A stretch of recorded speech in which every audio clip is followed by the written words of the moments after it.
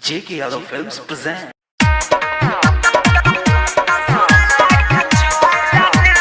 JK Yadav Films. Music by Amber Recording Studio, Delhi.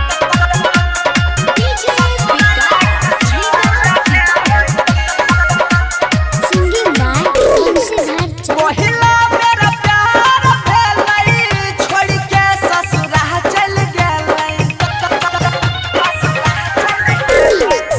पहिला मेरा प्यार भेलै छोड़ के ससुरा चल गेलै जियल हमर भेलै मुसहकिल अरे गाँव वाली छौड़िया है अपन अचारा में धई के ससुरा लेके चल गेलै दिन अरे गाँव वाली छौड़िया है अपन अचारा में धई के ससुरा लेके चल गेलै दिन JK Yadav Films.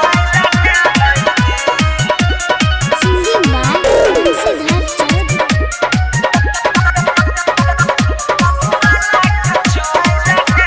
बचपन के साथी छियै हमर दिल जानिया रे हमर दिल जानिया रे ओकरे में बसै छै पराई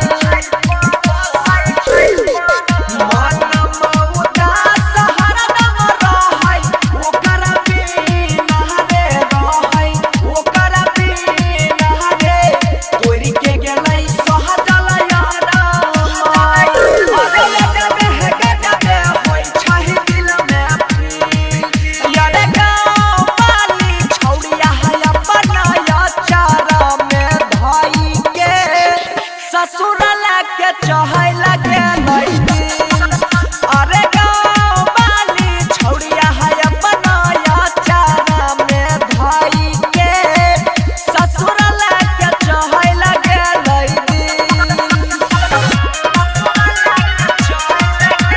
JK Yadav Films.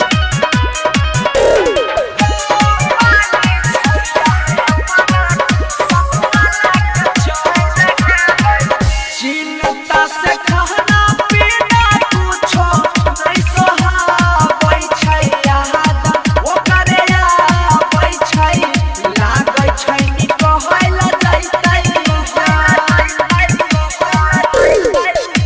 कहै छै सोनू सिंह बनसी घर बेचारा रे बनसी घर बेचारा रे ओकर बिना लागै नहीं छै अरे लखीसराय में गेलै ही नहमिल यह गाँव वाली छौड़िया है अपन अचारा में धई के ससुर लेके चहल गेलै दिन अरे गाँव वाली छौड़िया है अपन अचारा में धई के ससुर लेके चहल गेलै दिन Amber Recording Studio, Delhi.